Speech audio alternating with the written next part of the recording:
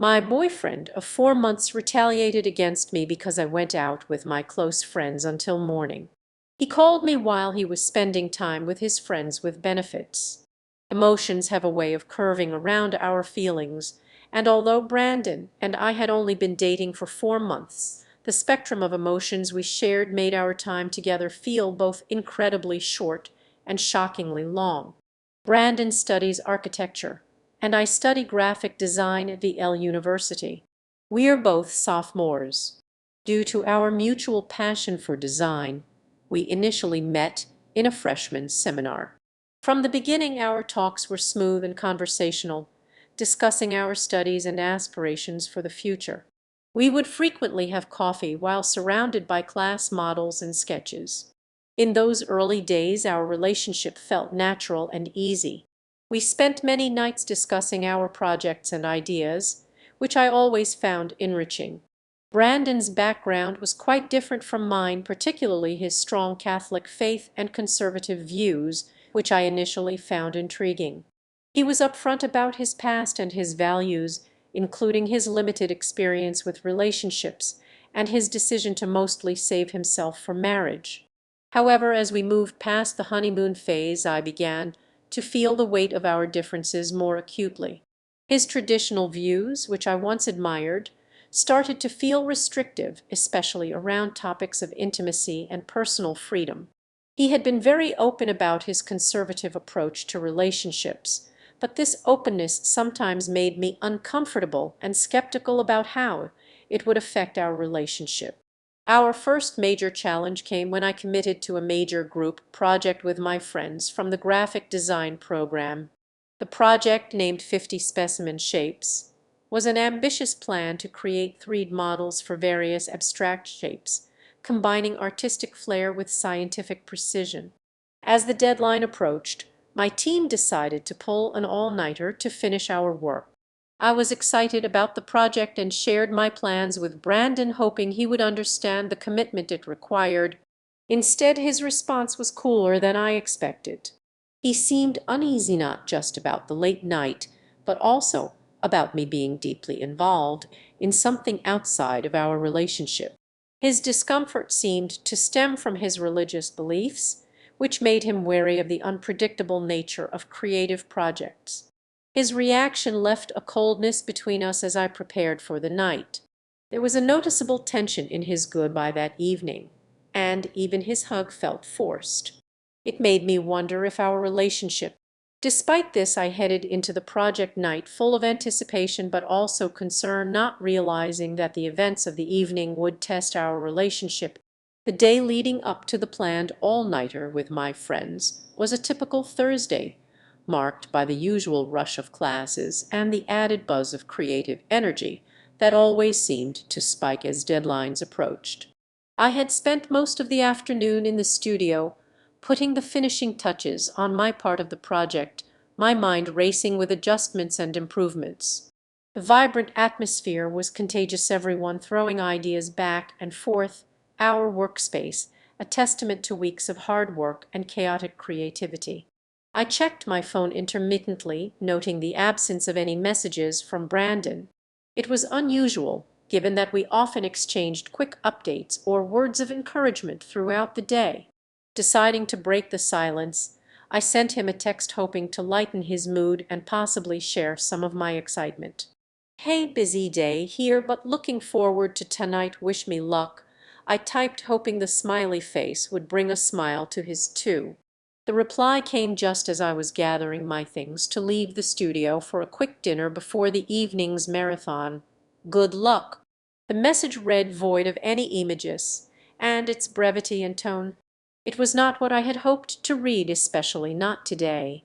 Dinner was a rushed affair at a nearby cafe, where I sat alone with a sandwich and a cup of 2 strong coffees, mulling over Brandon's message.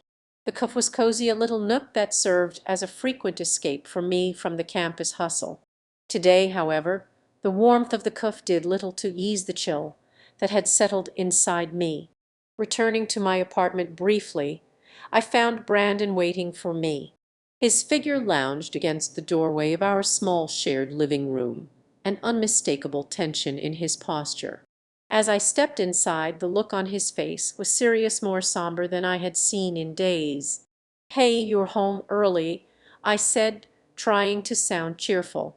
Brandon just nodded, his eyes following me as I dropped my bag and took off my coat.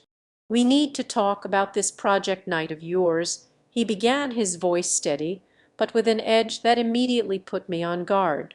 "I don't understand why you need to spend a whole night working on this with your friends. It doesn't seem like it's just about the project." His words stung more so because they echoed a deeper distrust that seemed to have been growing between us. "It's just a project, Brandon. It's important for my course.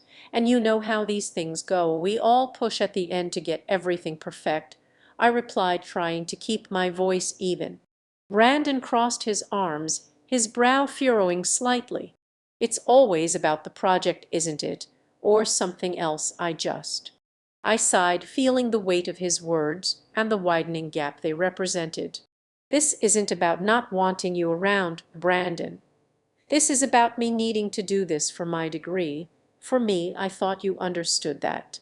He looked away, the lines of his face hardening. "I do, it's just hard sometimes. I miss how it used to be with us." There was a sadness in his voice that pulled at me, a reminder of simpler times when our biggest concerns revolved around which movie to watch or what dessert to share on a Saturday night. Now, standing in the dim light of our living room, those days felt like distant echoes, overshadowed by the growing complexities of our relationship. "I miss that too," I admitted softly, the distance between us feeling more profound in the silence that followed.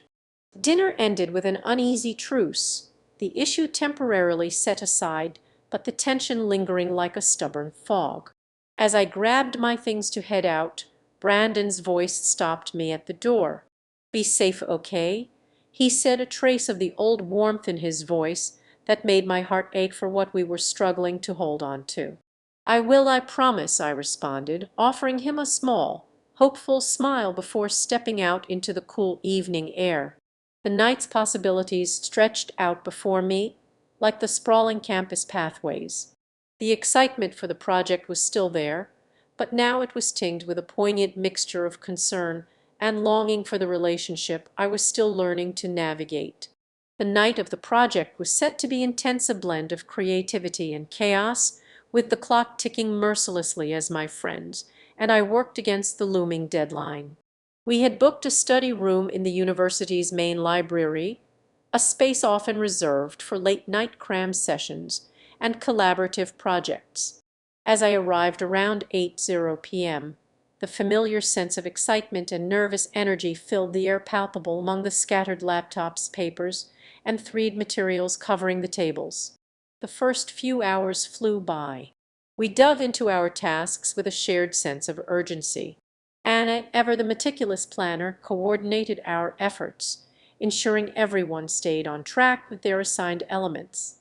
John, the perfectionist, was absorbed in adjusting the lighting on our 3D models, making the perfect shadows that gave our abstract shapes a lifelike quality. My role was to integrate the background graphics I had designed, ensuring they complemented rather than overwhelmed the models.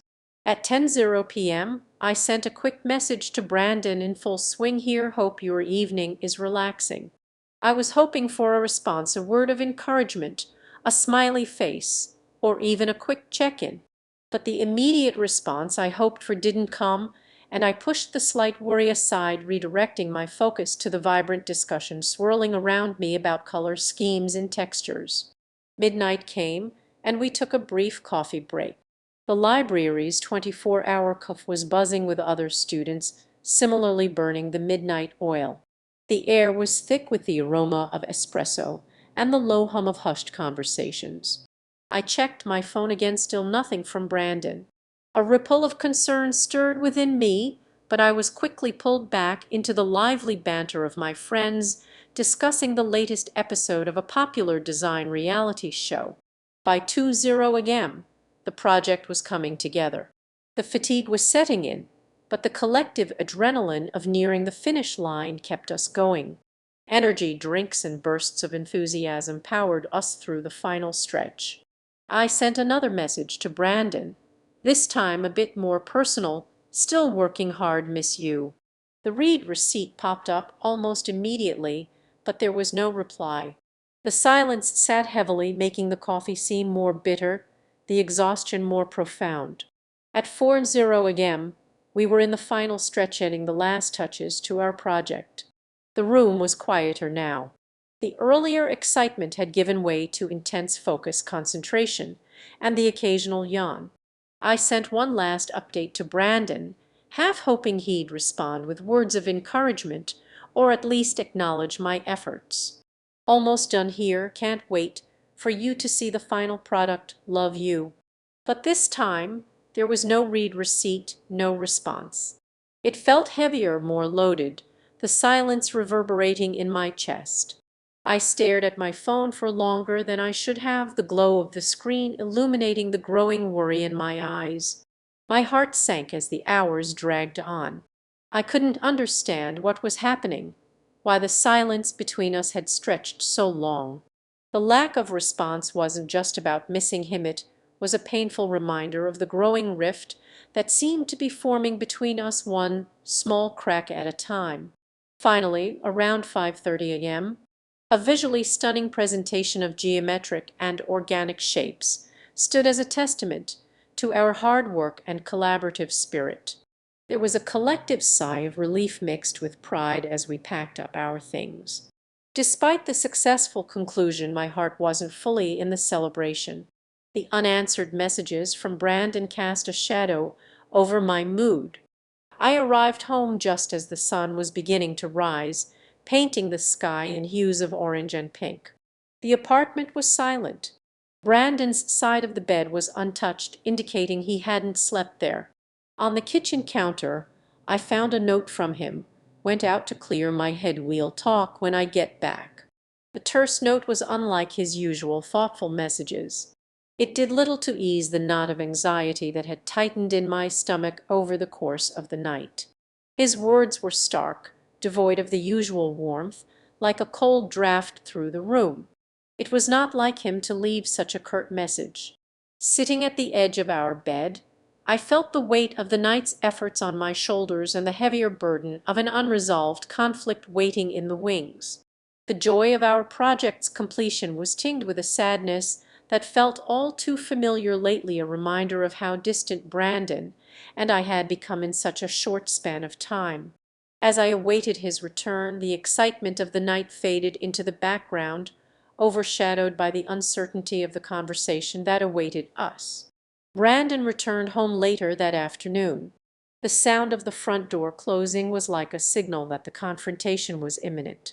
I could hear the muffled sounds of his movements as he hung up his coat and placed his keys in the dish by the entrance.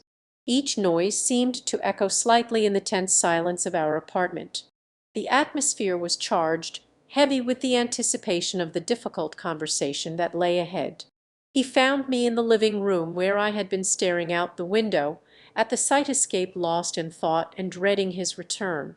As he entered, his expression was unreadable, a mask that hid whatever emotions he had stewed in during his hours away. He paused at the doorway, his posture rigid, and then slowly approached where I sat. "So you were out all night for a project?" he asked, his tone skeptical, laced with a bitterness that made my stomach churn. The question felt more like an accusation, a prelude to an argument I wasn't ready to have but knew was unavoidable. "Yes, Brandon. It was for my final project. You know how important this is for my grade," I responded, trying to keep my voice steady despite the fatigue and emotional strain. I didn't want to be out so late either, but we had to get everything finished. It's not something I can just put off. Brandon scoffed, shaking his head as he paced a few steps before turning to face me again. "All night, though, seems like a bit much for just a project.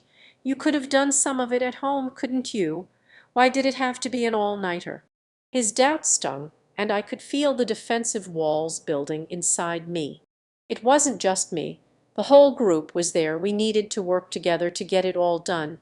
It's not something I can control. Everyone was counting on each other. He continued to look unconvinced, his arms folded across his chest as he leaned back slightly against the wall. "It just doesn't sit right with me your being out like that and not even a call to check in. How am I supposed to trust you?" The room seemed smaller with each word, the air thick with unsaid things and pent-up frustrations. I was so tired from this, so exhausted from the project and the sleepless night. "I'm telling you the truth." Brandon's gaze hardened, and he let out a long sigh, a sound of frustration and disbelief mixed together. "I don't know, it just doesn't feel right. Something about this doesn't add up." The conversation spiraled from there, each of us rehashing old grievances and misunderstandings. Our voices rose and fell in a familiar dance of conflict. Despite my attempts to explain the necessity of the night out, Brandon remained skeptical, his trust seemingly eroded by the incident. As the discussion wore on, I felt a profound exhaustion wash over me, not just from the lack of sleep, but from the constant battle to justify my actions and intentions. It was draining. This feeling of having to defend my commitment to both my education and our relationship was weighing me down. The constant back and forth was exhausting, and as the afternoon light began to fade, so too did my resolve to keep arguing. Finally, I stood up, a gesture that paused our heated exchange. "I need some rest, Brandon," I said quietly, my voice drained of emotion. "I'm sorry you feel this way, but I've told you the truth. I hope you can believe me." Without waiting for his response, I turned and headed towards our bedroom, leaving Brandon in the living room surrounded by the silence that quickly filled the space I had vacated. The unresolved tensions remained a silent specter in our home as I closed the bedroom door behind me. As the gentle colors of the morning light pierced the darkness, I looked forward to a peaceful morning, hoping to unwind after the strenuous project session. However, the sudden ringing of my phone shattered the quiet of our apartment, catching me off guard. It was Brandon. Considering the time and the tense messages we had exchanged earlier, I braced myself for a difficult conversation, but I was still utterly unprepared for what was about to unfold. "Hello." My voice was groggy, tinged with sleep and anxiety. The sounds that met my ears weren't words, but moans, distinct, unmistakable sounds of intimacy. My mind raced as I tried to process the audio assault. Confusion gave way to a horrifying realization as Brandon's voice came through the line, breathy and cruel. "I wanted you to hear what you've been missing," he said, his voice a mix of triumph and malice. My heart stopped,